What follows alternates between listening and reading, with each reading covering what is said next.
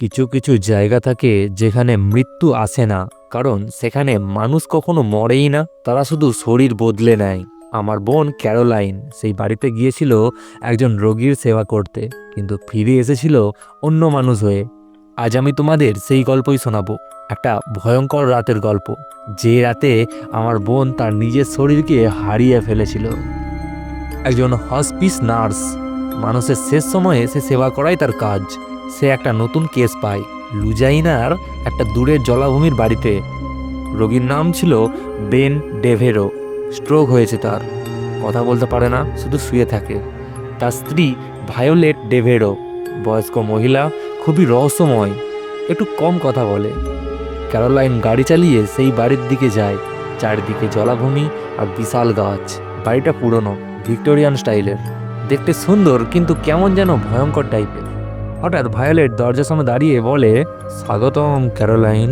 তার চোখ ছিল গভীর আর হাসি একদম ঠান্ডা। তুমি আমার স্বামীর যত্ন নেবে, তাই না?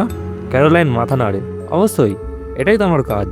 প্রথম রাত, ক্যারোলাইন তার রুমে। হঠাৎ আয়না থেকে অদ্ভুত শব্দ হয়, ঠক ঠক ঠক।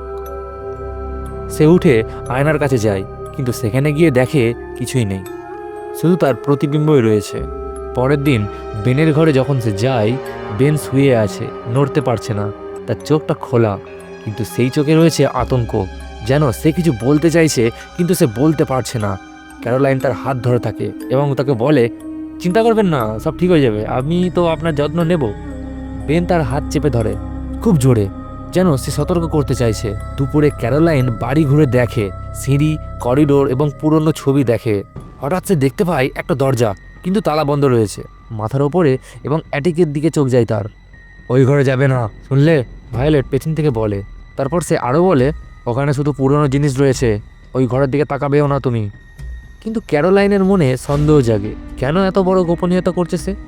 রাতে ক্যারোলাইন ঘুমোতে পারে না। সে গোপনে অ্যাটিকের চাবি খুঁজে বের করে, ধীরে ধীরে দরজা খোলে, সিঁড়ি দিয়ে উপরে উঠল। তারপর টর্চ জ্বালিয়ে এসে দেখে অ্যাটিকে ভরা অদ্ভুত সব জিনিস, পুতুল, শুকনো ভেষজ এবং কালো মোমবাতি। দেওয়ালে আঁকিবুকি করা রয়েছে অদ্ভুত চিহ্ন, লাল রঙের লেখা মন্ত্র। তারপর সে একটা বই দেখতে পায়। বইটার নাম ছিল হুডু, দ্য কনজার বুক। ক্যারোলাইন বই খোলে, ভেতরে লেখা, শরীর বদলের জাদু। যে এই জাদু করবে সে অন্যের শরীরে প্রবেশ করতে পারবে। তরুণ শরীর, নতুন জীবন এবং চিরকাল বেঁচে থাকা। সঙ্গে সঙ্গে এটা দেখে ক্যারোলাইনের হাত কাঁপতে শুরু করে। এটা কি? এটা সত্যি নাকি? হঠাৎ পেছন থেকে একটা শব্দ হয়। সে ঘুরে তাকায়, কিন্তু দেখে কেউ নেই। তাড়াতাড়ি করে সে নিচে নেমে আসে, কিন্তু মনে প্রশ্ন জাগছে, ভায়োলেট কি এসব সবকিছুই জানে? পরের দিন সে স্থানীয় লোকজন একজন দোকানদারের কাছে যায়, বৃদ্ধ কালো মানুষ। আপনি ডেভেরো পরিবারকে চেনেন? সে গিয়ে জিজ্ঞাসা করলো। দোকানদারের মুখ শক্ত হয়। সেই বাড়িতে থেকো না, সেখানে খারাপ জিনিস আছে। সেই বাড়িতে লোকজন আসে, কিন্তু সে কখনো আর ফিরতে দেখেনি তাদেরকে। অন্তত আসল মানুষটা ফিরে যায় না। মানে কি এসব কি বলছেন আপনি? ক্যারোলাইন বাড়িতে ফিরে ভায়োলেটকে জিজ্ঞাসা করে, এই বাড়িতে আগে কারা ছিল? ভায়োলেট হাসে, অনেকেই, কিন্তু তারা এখন আর নেই। তারপর ভায়োলেট আমাকে হঠাৎ করে জিজ্ঞাসা করলো, তুমি হুডুতে বিশ্বাস করো ক্যারোলাইন? ক্যারোলাইন মাথা নাড়ে, না, এগুলো সব কুসংস্কার। ভায়োলেট বলে, ও ভালো ভালো, কারণ হুডু তখনই কাজ করে যখন তুমি বিশ্বাস করো। সেই রাতে ক্যারোলাইন আবার অদ্ভুত শব্দ শোনে, আয়না থেকে সেই আওয়াজ, ঠক ঠক ঠক। সে আবার আয়নার কাছে যায়। এবার আয়নায় দেখে সে অন্য কিছু, একটা মেয়ে, তরুণী, চিৎকার করছে, মুখ খুলে চিৎকার করছে, কিন্তু কোনো শব্দ নেই, একদম হালকা সাউন্ড আসছে, সাহায্য করো, আমাকে বাঁচাও, আর তারা আমার শরীর চুরি করেছে, আমাকে বাঁচাও। হঠাৎ আয়না ফেটে যায়, ক্যারোলাইন পিছিয়ে যায়। ভায়োলেট রুমে ঢোকে, কি হয়েছে? আমি আমি একটা মেয়েকে দেখলাম, আয়নায় দেখলাম। ভায়োলেট হাসে, ঠান্ডা তার হাসি। তুমি বিশ্বাস করতে শুরু করেছো? ক্যারোলাইন তখনই বুঝতে পারে সে বেনের ঘরে ছুটে যায়। বেন এখনো শুয়ে আছে, কিন্তু তার চোখে এখন আশা। আপনি কি আটকা পড়ে আছেন? আপনার আসল শরীর কি এটা নয়? বেন ধীরে ধীরে মাথা নাড়ে, হ্যাঁ। তবে কি ভায়োলেট? ওই কি? বেন আবার মাথা নাড়ে, হ্যাঁ। হঠাৎ পেছন থেকে ভায়োলেট আসে, সে তার সাথে দুজন লোক, দুজনেই বয়স্ক, অদ্ভুত তাদের চোখ। ভায়োলেট বলল, তুমি অনেক কিছু জেনে গেছো ক্যারোলাইন। ভায়োলেট বলল, আমরা 100 বছর ধরে এই বাড়িতে আছি, প্রতি 30 বছরে নতুন শরীর বদলাই, আমরা কখনো মরি না, শুধু শরীর বদলাই। ক্যারোলাইন ভয়ে দৌড়াতে চায়, কিন্তু দরজা বন্ধ হয়ে যায়, জানলা বন্ধ হয়ে যায়। ভায়োলেট একটা পুতুল বের করে, ঠিক ক্যারোলাইনের মতোই দেখতে। এবার তোমার পালা, আমি তোমার তরুণ শরীর নেব।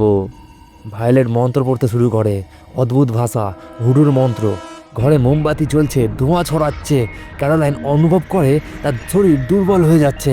তুমি বিশ্বাস করেছো? তারপর এটা বলে ভায়োলেট হাসতে শুরু করে, তাই এটা আবার তোমার জন্য কাজ করছে। ক্যারোলাইন মাটিতে পড়ে যায়, তার চেতনা ঝাপসা হয়ে যাচ্ছে।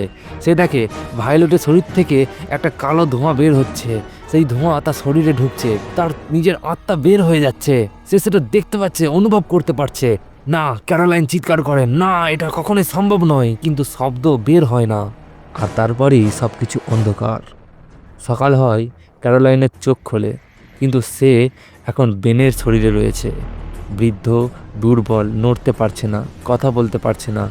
আয়নায় সে দেখে ভায়োলেট কিন্তু এখন ক্যারোলাইনের নতুন শরীরে।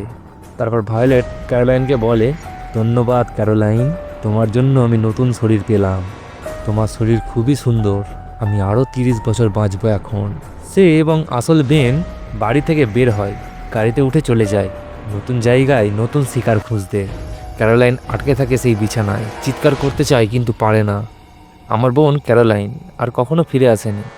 যে মেয়ে ফিরেছে সে অন্য কেউ, শুধু চেহারাটা একই ছিল। আজও যখন আমি তার দিকে তাকাই, আমি দেখি অচেনা চোখ। কি ভয়ঙ্কর! তাহলে হুডু কি সত্যি? এবং যখন তুমি বিশ্বাস করো, তখন তোমারও শরীর চুরি হতে পারে। সাবধান থেকো, এই কুসংস্কারগুলো কখনো কখনো মেনে নেওয়াও কঠিন হয়ে থাকে। এখানে এক্সপ্লেন নয়, মুভিকে গল্প আকারে শোনানো হয়। তো কেমন লাগলো আজকের এই অন্ধবিশ্বাস বা কুসংস্কার বলতে পারো সেই কাহিনীটা? তোমাদের কেমন লাগলো অবশ্যই কমেন্ট করে জানাও। আর আজকের রিমেক স্টোরি ছিল দ্য স্কেলিটন মুভির রিমেক স্টোরি। তাই যারা যারা এই মুভিটা দেখোনি তারা অবশ্যই গিয়ে দেখতে পারো। গল্পটা সেম রকমই রাখা হয়েছে কিন্তু অন্য ধরনের। আগের গল্পটাও তোমরা গিয়ে দেখতে পারো। সেই গল্পে বলা রয়েছে একজন গুপ্তধন খুঁজতে গিয়েছিল, মানে 4 জন খুঁজতে গিয়েছিল, তারা গিয়ে একটা 100 বছরের আত্মাকে জাগিয়ে দেয়। সেই গল্পটা তোমরা গিয়ে দেখতে পারো।